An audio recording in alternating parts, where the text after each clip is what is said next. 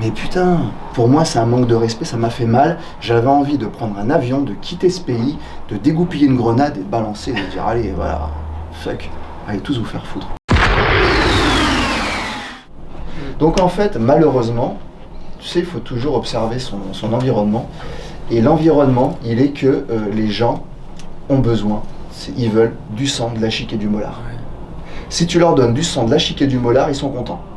Si tu leur dis ouais, tu vas liker, tu vas disliker, tu vas pouvoir commenter, tu vas pouvoir donner ton avis, ils sont contents.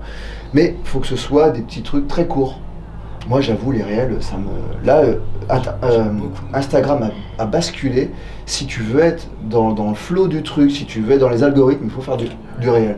Moi, danser devant un truc, machin, pendant 30 secondes, ou manipuler une glissière et faire « Ah, c'est bon, ça me saoule ». Je le fais un peu, parce qu'il faut le faire, mais c'est pas mon contenu, c'est pas mon truc. Moi, je vais être sur un plateau, tourner avec des trucs qui ont du sens. Mais pour être vu, il faut le faire. Donc, fais un minimum. Dans ton interview, t'as de quoi faire. Ouais, là, j'en ai. Tu vois, quand je suis énervé après toi, que je te regarde en ayant envie de te fumer, là, te mettre une bonne droite. Aton a voulu me mettre une droite. Non, mais ça se... Tu vois, je le fais parfois en dédicace sur des photos. Je me mets de profit, tu vois, c'est-à-dire que Alors, on fait comme ça, tu sais, la photo un peu tradie, on est là, on se regarde, machin. Et après, je dis à la personne, pour certains, tu vois, où genre, je vois qu'ils veulent plus, je les mets face à moi, puis je commence à les regarder, c'est vraiment comme ça, quoi.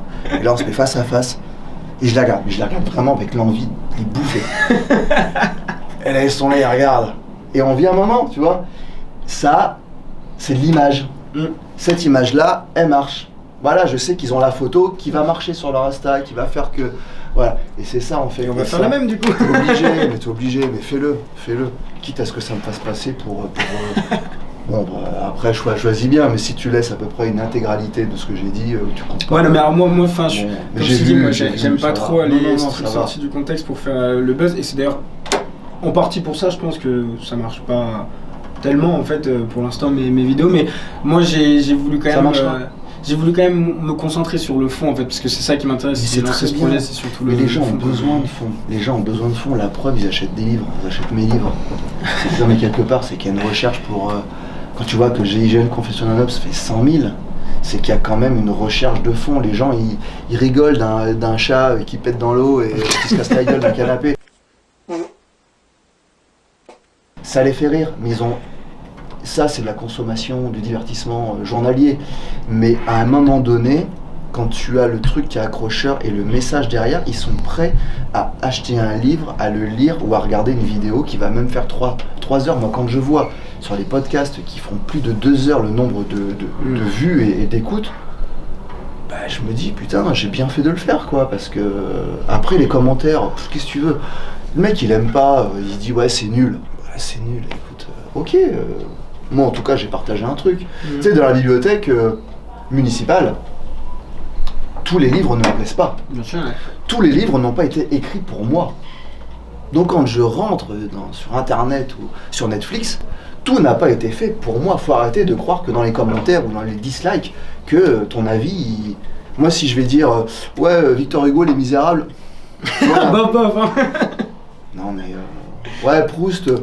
Ah, j'aime bien son style parfois, mais le mec, trop de descriptions, il me perd, franchement. Ah non, mais attends, t'es qui Bon, donne ton avis, je veux dire, maintenant c'est la mode, hein. Tout le monde donne son avis pour tout et n'importe quoi. Mais moi je veux bien, mais à un moment donné, regarde, concentre-toi sur toi, fais de l'égocentrisme, mais dans le bon sens, quoi. C'est-à-dire pose-toi les bonnes questions, suis-je utile ? Puis si tu te sens pas utile, fais en sorte de l'être parce que faut quand même nourrir le bestiau, quoi, tu vois. Donc ça coûte cher à un moment donné de nourrir des gens inutiles. Si les gens se posaient plus la question suis-je utile, ça nous coûterait moins cher. Tu m'en envoies des punchlines, j'en ai trop là. Moi je suis là pour faire aussi réagir les gens. Je suis pas un polémiste, hein. Je suis pas là-dedans.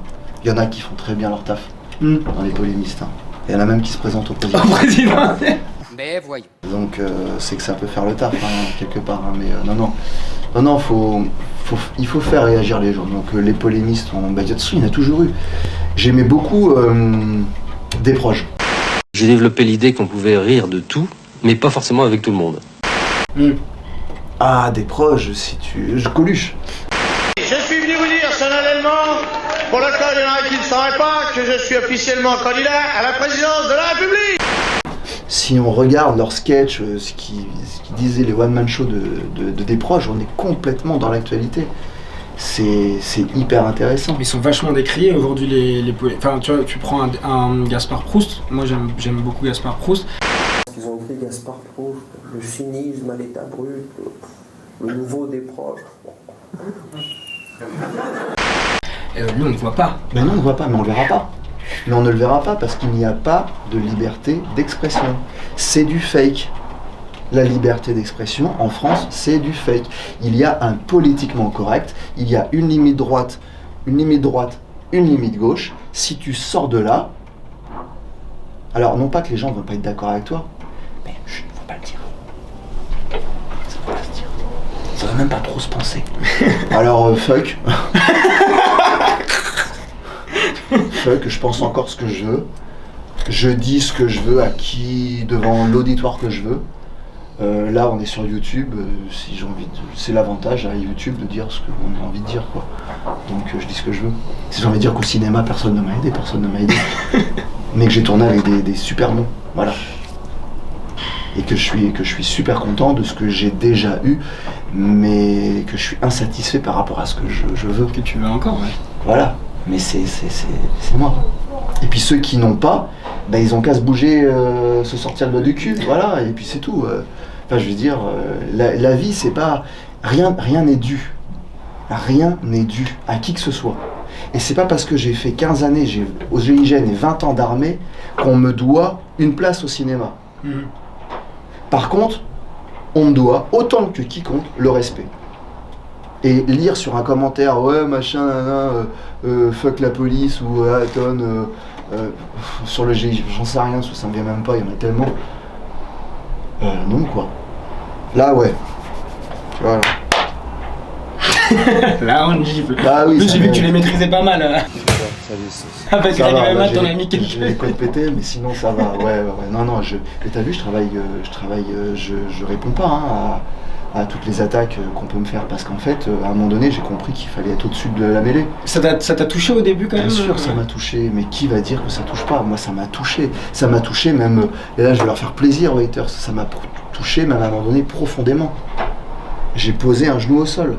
Quand j'ai vu que sur des missions, les frères Kouachi, quand je raconte que j'ai pleuré en appelant ma femme, en disant voilà que j'avais une émotion et que les gens ont cru bon, ou j'en sais rien moi de dire, mais ouais, c'est un acteur, ou on s'en branle, machin, ou putain, mais t'étais où, espèce de con, au moment où moi j'y allais prêt à mourir, pensant que la France était derrière moi, et qu'en fait après je découvre sur des milliers de commentaires des mecs qui me descendent, qui feraient jamais devant moi. C'était jamais arrivé. Ça arrivera peut-être un jour, hein. Bon, ça m'étonnerait. Mais putain, mais mec, putain, et quand tu lis ça, 1, 2, 3, 10 000, 20 000 commentaires haineux, putain, mais j'ai fait quoi? On était une colonne d'assaut, on est prêt à risquer notre vie pour sauver une vie en l'occurrence, pour protéger des potentielles vies. On est prêt à mourir pour ça, et t'as 3-4 cons, enfin des milliers, 3-4 000, 10 000 connards qui sont dans leur fauteuil, qui ont la merde au cul, et ils sont collés à leur fauteuil avec ça, et le mec il va dire que non, je suis un connard, je suis un pauvre type, je suis un fasciste, je suis putain, mais arrête. Après je me salis pas les mains, je tape pas dans la merde. Mais putain, ça, pour moi c'est un manque de respect, ça m'a fait mal. J'avais envie de prendre un avion, de quitter ce pays, de dégoupiller une grenade et de balancer, de dire allez voilà, fuck, allez tous vous faire foutre. Et puis j'ai réfléchi, je me suis posé, j'ai dit est-ce que moi j'ai toujours dénoté, j'ai toujours été atypique, en marge. Est-ce que je suis pas encore une fois en marge? Parce qu'au GIGN, j'étais accepté avec mes différences. Moi, au groupe, je suis très différent au GIGN. Là, j'y vais encore la semaine prochaine pour un pot de départ. Je suis très bien accepté là-bas. Mes différences, ils ont fait avec. Ils les ont pris comme complément à ce qu'ils avaient déjà. Donc en fait, j'avais ma place. Et là, j'arrive et j'explique des choses qui me tiennent à cœur, qui sont très profondes en moi, et un partage qui est commun, parce que Les attentats, on les a tous vécus de la même manière, j'osais imaginer. Eh ben non, il y en a qui arrivent à dénigrer, mais quand c'est pas seulement sur moi, à manquer de respect sur des choses qui sont fondamentales et qui rassemblent les foules sur des douleurs. On se fout pas de la gueule des camps de concentration. Il y a des choses qu'on respecte, merde. Des gens qui sont prêts à risquer leur vie pour sauver d'autres, c'est respectable. Et puis tu fermes ta gueule, quoi. T'as même pas besoin de disliker, mais je m'en fous moi de ton dislike en fait. T'es qui? Je like pas. Mais insignifiant. Mais quand t'étais encore au GIGN, tu faisais déjà face, enfin t'avais pas encore cette notoriété, donc tu faisais moins face à ça, mais est-ce que vous en parliez, vous, entre collègues du GIGN, est-ce que vous parliez un peu de tous ces abrutis qui pouvaient casser du sucre sur la police, sur la gendarmerie? Pas trop, parce que sincèrement, on n'avait pas le temps avec ça. Quand on le voyait, Parce que c'est difficile quand même de faire ce que tu as pu faire. Mais quand c'est sur le GIGN ou sur une institution, c'est pas à toi. C'est pas toi directement. Quand on te critique toi directement, en ton nom, en ta personne, ça prend une autre ampleur. Moi, quand je vois mes enfants pleurer parce qu'ils ont lu des commentaires de merde, de haters, ouais, ça me fait mal. Ouais, j'ai envie de mettre des gifles. Et plus que ça même. Plus que ça, parce que moi, je fais pas dans la demi-mesure. Hein. Mais, comme je te disais tout à l'heure, je me suis repositionné et j'ai dit, ok, je donne une image qui est un peu marginale. C'est-à-dire que, comme je l'ai dit dans un TEDx, tu sais, j'ai fait un TEDx à Lyon, où j'explique en fait que je suis sorti très, très tôt, quelque part, en mettant, les gens ont mis un visage sur le GIGN et un visage humain. Là où ça les rassurait que ce soit Robocop, quoi. Moi, je mets un visage humain. Et ça leur fait peur. Parce que putain, c'est un humain qui me protège, quoi. C'est pas un robot. Et qu'est-ce qu'il y a de plus vulnérable qu'un humain? Mais rien, quoi. Donc, putain, en fait, c'est un mec-là qui a peur, qui va être en colère, qui a été délinquant, qui nous protège. Ah ben super. Donc, je peux comprendre certains mots, certains messages qui sont passés. Mais ça n'excuse pas tout. Mais la connerie, si on pouvait lutter, ça se saurait. Hein. C'est pire que la guerre en Ukraine, la connerie. Hein. Parce qu'elle est mondiale, cette guerre. Elle est mondiale. J'espère qu'elle n'est pas extraterrestre. Parce que là, on est dans la merde. J'espère que s'ils viennent, parce que là, franchement, s'il y a des extraterrestres et qu'ils nous observent, franchement, alors déjà, je voudrais dire pardon au nom de tous, et je me mets dedans. Mais on peut être meilleur que ça. On peut vraiment être meilleur que ça. Et si vous avez 2-3 conseils, dites-nous. Mais vu que vous arrivez sur la Terre, c'est que vraiment, ça doit être la merde aussi ailleurs. Donc, non, donner la mort, non. On n'a pas le choix parce qu'on ne s'est pas donné le choix, parce qu'on fait le choix de préserver l'otage. Donc, on va tirer sur le preneur d'otage. Mais il y en a qui disent, moi, la vie, elle déroule, et puis il y en a qui tuent d'autres, c'est leur conscience. Mais moi, en tout cas, j'interviens pas dessus, quoi. Je me salis pas les mains, en gros.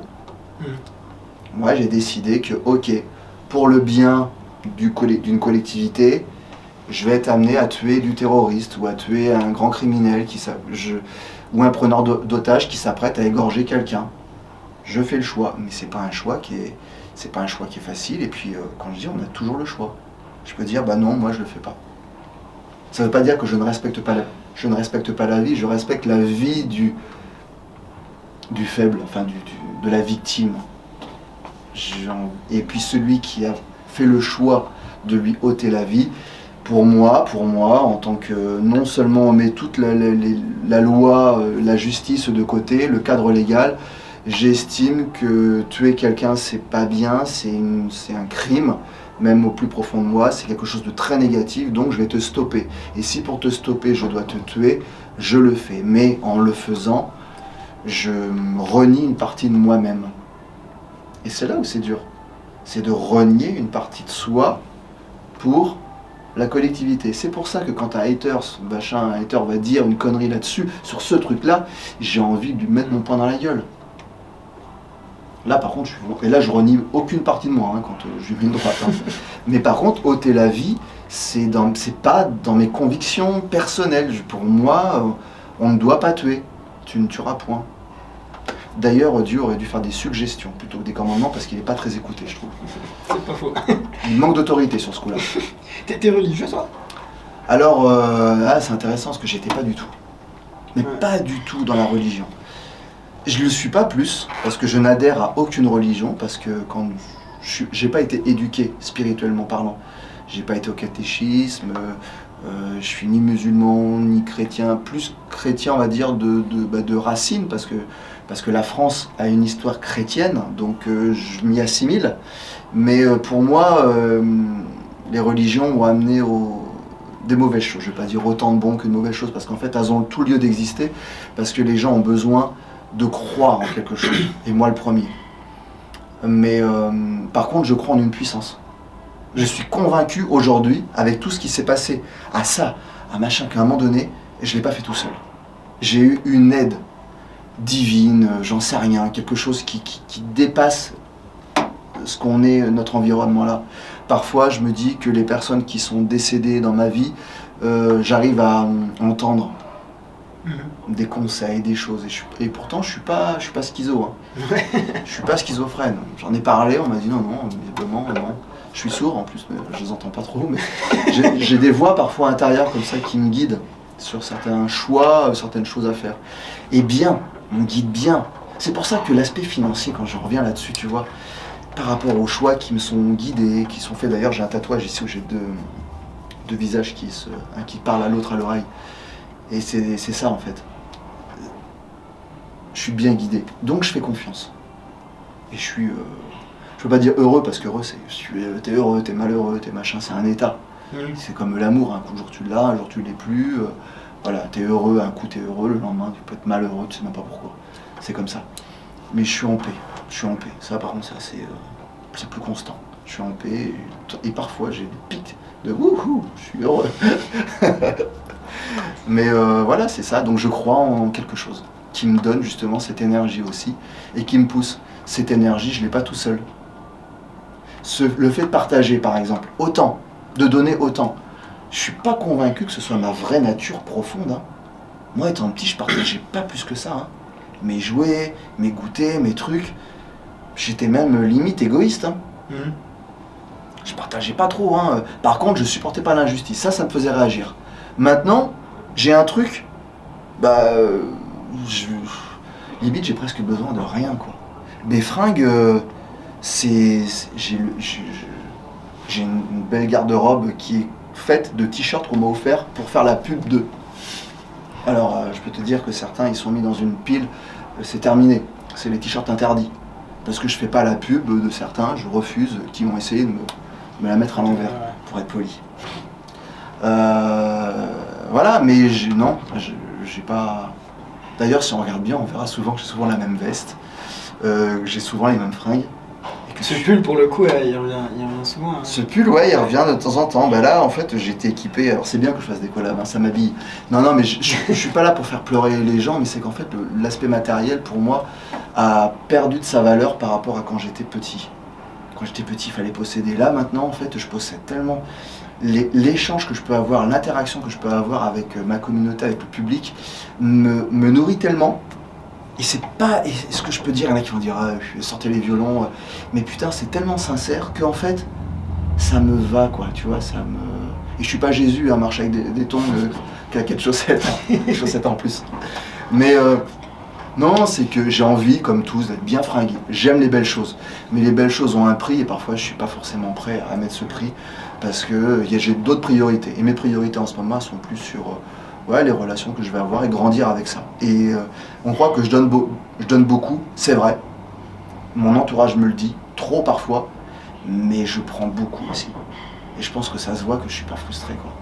Enfin, je pense pas avoir Parfois je suis super énervé après l'environnement, ce qu'il peut y avoir actuellement sur l'actualité et tout, mais je suis quand même vachement en paix avec moi-même. Je trouve que je suis assez satisfait en fait, même si je suis pas riche, alors que je pourrais l'être. 2-3, si vous avez 2-3 collaborations de merde à me proposer, mais très qui rapportent, très rémunératrices, mais dites-moi qu'on ne fasse pas ça surtout. Non, je me dis qu'un jour ça viendra. C'est pas important. C'est pas important.